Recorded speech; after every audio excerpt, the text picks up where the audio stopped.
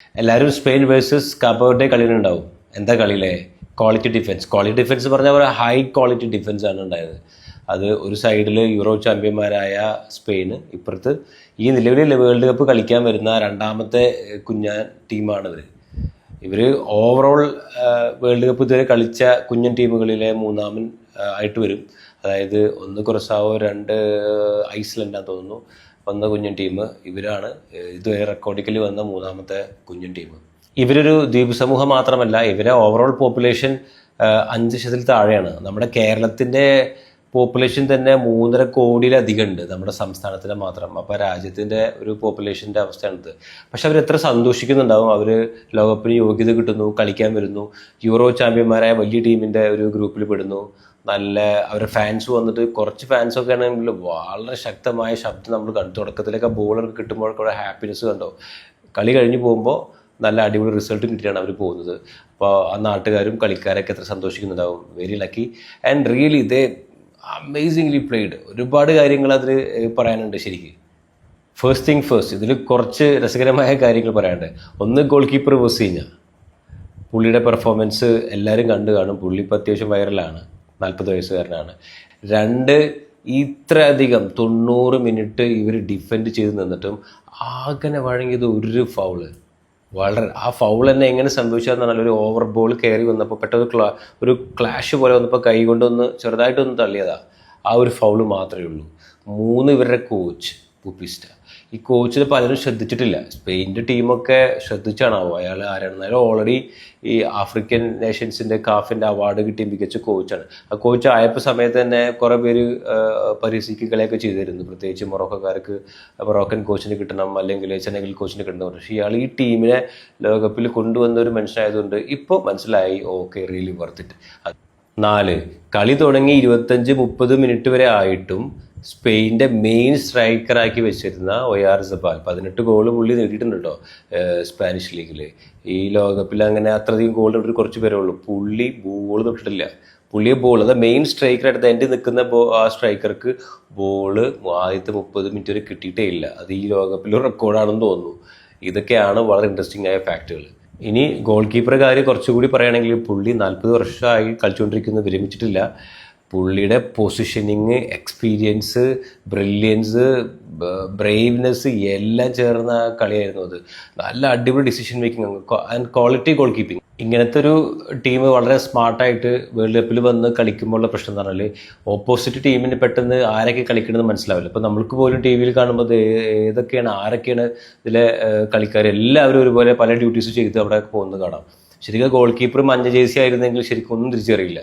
നമുക്ക് 2 പ്ലേയേഴ്സുള്ള പോലെ, ഒന്ന് ഗോൾ കീപ്പറും ബാക്കി എല്ലാവരും കൂടി ഒരു ടീമായിട്ട് സ്പിരിറ്റ് അവിടെ കളിക്കുന്നതാണ് നമ്മൾ കാണുന്നത്. പിന്നെ ഈ യമാലിനെ ഇറക്കാൻ കുറച്ച് വൈകി എന്ന് പറഞ്ഞാൽ, യമാലൊക്കെ അല്പം ഇഞ്ചുറിയിലാണെന്ന് തോന്നുന്നു. അപ്പോൾ യമാൽ ഇല്ലെങ്കിൽ ഇങ്ങനെയാണോ ഫ്രാൻസിൻ്റെ അവസ്ഥ എന്ന് ഫ്രാൻസ് ചിന്തിക്കണം. ഇത് മാത്രമല്ല, യമാൽ ഇറങ്ങിയ ശേഷം യമാൽ വളരെ ഭംഗിയായിട്ട് കളിക്കുന്ന ഒരാളാണ്. പക്ഷെ അതിനനുസരിച്ച് ആ കോച്ച് വിചാരിച്ചിട്ടുണ്ടാവും യമാൽ വരുമ്പോഴേക്ക് ഇങ്ങനെ ഡിഫെൻസ് ചെയ്യാൻ, അതായത് ബോൾ നഷ്ടം ആക്കാതെ ഫൗള് വഴങ്ങാതെ ഡിഫെൻഡ് ചെയ്യുമ്പോൾ ഭയങ്കര ടയർഡാവും.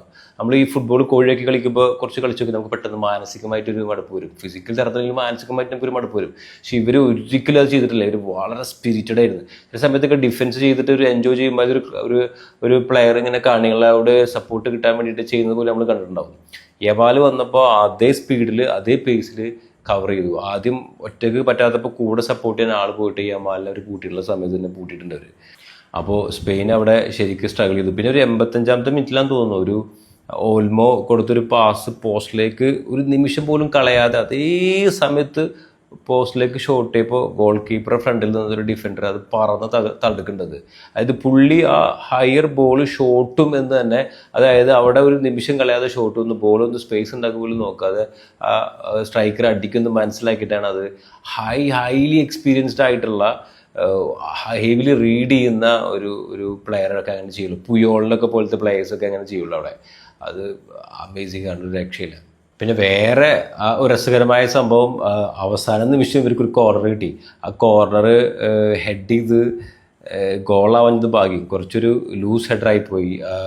സമയം പുള്ളി ജഡ്ജ് ചെയ്ത് കുറിച്ച് തെറ്റിയതുകൊണ്ട് അതൊറ്റ ഗോള ആ സമയത്ത് ഭയങ്കര കൈയടിയുടെ ചെയ്തു. അതൊറ്റ ഗോളായിരുന്നെങ്കിൽ ഈ വേൾഡ് കപ്പിൽ ഏറ്റവും വലിയ അപ്സെറ്റായി മാറിയണേ. ഒരു അടുത്ത സെനഗൽ ഫ്രാൻസിന് ശേഷം അടുത്തൊരു ചരിത്രം ഇവിടെ ഉണ്ടായനെ. അപ്പോൾ അത് ഒഴിവായി കിട്ടി. പക്ഷേ ആ കോർണറിന് ശേഷം ഒരു കൗണ്ടർ അറ്റാക്ക് ചെയ്യാനുള്ള അവസരം സ്പെയിൻ ഉണ്ടായിരുന്നു, കാരണം അവസാന സമയമാണ്. പക്ഷേ നിങ്ങൾ കണ്ടിട്ടുണ്ടാവും ആ കളിക്കാർ തിരിച്ചതുപോലെ അവർ ഹാഫിലേക്ക് പോകുന്നത്. ആ കോർണർ അവർക്ക് നഷ്ടമായ ശേഷം അവരെല്ലാവരും, അതായത് ഒരു ടീമിലെല്ലാവരും ഓരോരുത്തർ സ്വയം കമ്മിറ്റഡ് ആയിക്കഴിഞ്ഞു. ആ കളിയോടും ആ കിട്ടേണ്ട റിസൾട്ടോടും കമ്മിറ്റഡ് ആയി കഴിഞ്ഞിട്ട് ഒരു ഡയറക്ഷനും വേണ്ട, എല്ലാവരും വന്ന വഴിക്ക് വളരെ ഗെയിം മൊത്തം റീഡ് ചെയ്തിട്ട് ഓടുന്നൊരു സീൻ കണ്ടിട്ടുണ്ട്. അത് ഒരു രക്ഷയില്ല. അപ്പോൾ അവർ ശരിക്കും തീരുമാനിച്ച് നല്ല ഡിറ്റർമിനേഷനായിട്ട് പാഷനേറ്റായിട്ട് കളിച്ച കളിയാണ്. സോ അവർ ശരിക്കും ഡിസർവ് ചെയ്യുന്നുണ്ട്. ഇനി സ്പെയിൻ്റെ കാര്യം, സ്പെയിൻ വളരെ സൂക്ഷിക്കണം. ഓൾറെഡി ഈ കളിയോടുകൂടി ഒരു മെൻ്റലി ഭയങ്കര എക്സോസ്റ്റിംഗ് ആയിട്ടുണ്ടാവും. പിന്നെ ചെറുതായിട്ടൊന്ന് എക്സ്പോസ്ഡ് ആയിട്ടുണ്ട്. നമ്മൾ യൂറോ കപ്പിൽ കണ്ട പോലെ അറ്റാക്കിംഗ് ടീമുകളും യൂറോപ്യൻ ശൈലികളുടെ ടീമുകളൊക്കെ ആയിട്ട് കളിക്കുമ്പോൾ കുറച്ചൊന്ന് റോഡിനെ പോലെ ആളുകളൊക്കെ ഡിഫെൻസീവ് ആയിട്ടുള്ള സ്കിൽസും ബാക്കിയൊക്കെ ചേർന്ന് മെല്ലെ ജയിച്ചു പോകുന്നു. അതിൽ എല്ലാ കാര്യങ്ങൾ കുറച്ച് ഡിഫറെൻ്റ് ആവും ഈ വേൾഡ് കപ്പിൽ. ഇപ്പോൾ ഒന്നാമത് ഇങ്ങനത്തെ ഒരു ടീമിനെ, ഈ കാപ്പ വെർഡെ എന്നുള്ള ടീം ഓൾറെഡി ഗോൾ വഴങ്ങാൻ കുറച്ച് മടിയുള്ള ടീമാണെന്ന് ആഫ്രിക്കയിൽ എല്ലാവരും പറയുന്ന ഒരു വിഷയമാണ്. രണ്ട്, ഈ വേൾഡ് കപ്പിൽ തൊട്ട് മുന്നേ ഫ്രണ്ട്ലി മാച്ചിൽ ഇവർ സെർബിയക്ക് 3 അടിക്കുകയും ഗോൾ വഴങ്ങാതിരിക്കുകയും ചെയ്തിട്ടുണ്ട്. പിന്നെ കളിക്കാരെ കാര്യം പറയുകയാണെങ്കിൽ ഓൾറെഡി യമാലിനും നിക്കോ വില്യംസിനും കുറച്ച് പരിക്കലുണ്ട്, അത് കറക്റ്റാണ്. മൂന്നാമത്തെ ഒരു പ്രശ്നം സ്പെയിന് സ്കോർ ചെയ്യാനുള്ളൊരു വിഷയം അവിടെ ഉണ്ട്. ഇപ്പോൾ സ്പെയിൻ വിജയിച്ച വേൾഡ് 2010 വേൾഡ് കപ്പാന്ന് തോന്നുന്നു. ആ സമയത്ത് ഡേവിഡ് വിയ എന്നൊരു കളിക്കാരുണ്ട്. പുള്ളി ഭയങ്കര ബ്രില്യൻ്റാണ്, ഷാർപ്പാണ്, നല്ല അസിസ്റ്റ് കൊടുക്കും, പോസ്റ്റിൽ കറക്റ്റ് വിട്ട് കളിക്കും, ലോക്കൊക്കെ കളിയിൽ നിന്ന് വിട്ടുമാറി കളിച്ച് പല രീതിയിലൊക്കെ ഓവർലാപ്പ് ചെയ്യും. അങ്ങനെ കുറേ സംഭവങ്ങൾ അവിടെ ഉണ്ട്. അപ്പോൾ അതിൻ്റെ ഹൂ വിൽ സ്കോർ എന്ന് പറഞ്ഞാൽ പൂച്ചക്കാർ മണി കിട്ടുന്ന ആര് ഗോൾ അടിക്കും എന്ന രീതിയിലുള്ളൊരു വിഷയം. യമാലൊക്കെ നല്ല മുന്നേറ്റങ്ങൾ കൊണ്ടുവരും, പക്ഷേ ഗോൾ അടിക്കുന്ന ഒരു പ്ലെയർ പ്രശ്നം അവർക്ക് ഉണ്ടാവും. ഇപ്പോൾ വിയ, ടോറസ് ഇതുപോലെയുള്ള ആ രീതിയിലുള്ള ഒരു പ്ലെയർ, സ്പെഷ്യൽ പ്ലെയർ അവിടെ അനിവാര്യമായിട്ടുണ്ട്. അത് എത്രയും പെടുന്നത് സ്പെയിൻ അത് കറക്റ്റ് ചെയ്ത് കൊണ്ടുവരും. കാരണം അറിയാലോ, ഇനി മുതൽ ഈ ഗ്രൂപ്പ് മാത്രമല്ല, ഗ്രൂപ്പിൽ നിന്ന് പുറത്ത് കിടന്നാലും ഒരു എക്സ്ട്രാ റൗണ്ട് 32 പറഞ്ഞ ഒരു റൗണ്ട് കൂടി എക്സ്ട്രാ ആഡ് ചെയ്തിട്ടുണ്ട്. അത് ഇതുപോലെ മികച്ച 3ാം സ്ഥാനക്കാർക്ക് 8 പേർക്ക് കയറാൻ പറ്റും. ഇങ്ങനത്തെ ടീമുകൾ കയറി കഴിഞ്ഞാൽ ഇതിപ്പോൾ ഒരു നോക്കൗട്ട് ടൂർണമെൻ്റ് ആണെങ്കിലോ സമയം പോകും തോറും ടെൻഷൻ കൂടും. പിന്നെ ആകെ സമനിലേക്ക് എത്തിക്കഴിഞ്ഞാൽ ശരിക്ക് ടെൻഷനിലേക്ക് വീഴും. മറ്റേ ഷൂട്ടൗട്ടിലേക്ക് പോകും. ഷൂട്ടൗട്ടിൽ പുറത്തേക്ക് അടിച്ചു കഴിഞ്ഞാൽ ഔട്ടായി പോകും. അപ്പോൾ വളരെ ഇമ്പോർട്ടൻ്റ് ആണ് നേരത്തെ തന്നെ ടീമിനെ മനസ്സിലാക്കി ഡിഫെൻസീവ് ആകുമെന്ന് ടീമിനനുസരിച്ച് വളരെ ഭംഗിയായിട്ട്. ഇപ്പോൾ ഈജിപ്തിൻ്റെ കളി ഇപ്പോൾ കഴിഞ്ഞു. ഈജിപ്ത് ആൻഡ് ബെൽജിയം നല്ല അടിപൊളി കളിയായിരുന്നു. അതിൽ ബെൽജിയം പരമാവധി പല ട്രിക്കും കാര്യങ്ങളൊക്കെ എടുത്ത് നോക്കിയിരുന്നു, ഹൈ ബോളും പലതൊക്കെ എടുത്തു. അവസാനം ഗോളാവാതെ പ്രശ്നമായപ്പോൾ അവർ ഓഫ് കോഴ്സ് ലുക്കാക്കുവിനെ ഇറക്കി. പാവം ഒരുപാടൊരു ക്രിറ്റിസിസം കേട്ടുള്ളൊരു പ്ലെയറാണ്, ഒരുപാട് കളിക്കും, ഗോൾക്ക് ചെയ്യും. എന്തെങ്കിലും മിസ്റ്റേക്ക് വന്നാൽ പുള്ളി നല്ല, പക്ഷേ പുള്ളിയുടെ ആ ഒരു ഇൻവോൾവ്മെൻ്റ് കൊണ്ട് ഒരു ഗോളോട് അവർ സമനില കിട്ടിയില്ലെങ്കിൽ ഒരു തോറ്റു പോയതിന് അതിലും വലിയ റിസൾട്ട് വന്നേനെ.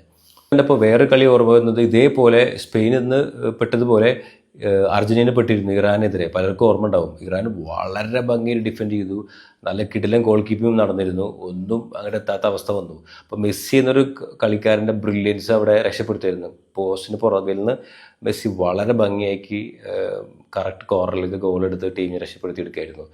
പിന്നെ കഴിഞ്ഞ വേൾഡ് കപ്പിൽ അർജന്റീന തോറ്റു സൗദി അറേബ്യക്കെതിരെ. അത്യാവശ്യം ഹാരാസ്മെൻറ്റും പരിഹാസങ്ങളെല്ലാം കിട്ടി. പക്ഷേ അർജൻറ്റീന അത് അവിടുന്ന് അങ്ങോട്ട് ഇനിയിപ്പോൾ ഒന്നും നോക്കാനില്ല എന്നുള്ള രീതിയിലും വളരെ വളരെ മെൻ്റലി സ്ട്രോങ് ആക്കി അവരത് PT വാശി പോലെ ബാക്കിയുള്ള കളികളൊക്കെ ജയിച്ച് ഫൈനലിൽ കൊണ്ടുപോയി അവസാനിപ്പിച്ച് ജയിച്ചു. അപ്പോൾ അതേ രീതിയിൽ സ്പെയിന് നല്ല രീതിയിൽ പോസിറ്റീവായിട്ട് കാര്യങ്ങൾ എടുക്കുക. മെൻ്റലി ഡൗൺ ആയിട്ട് സാധാരണ യൂറോപ്യൻ ടീമുകൾക്ക് ഉണ്ടാകുന്ന പോലെ മെൻ്റലി ഡൗൺ ആയിട്ട് പോകാതെ ഇതൊരു പോസിറ്റീവായിട്ട് സ്പിരിറ്റ് കൂട്ടി PT വാശിയാക്കി എടുത്ത് മുന്നോട്ട് പോയി കളിച്ചാൽ വേറൊരു സ്പെയിനെ നമുക്ക് കാണാൻ പറ്റും. അങ്ങനെ ആവട്ടെ.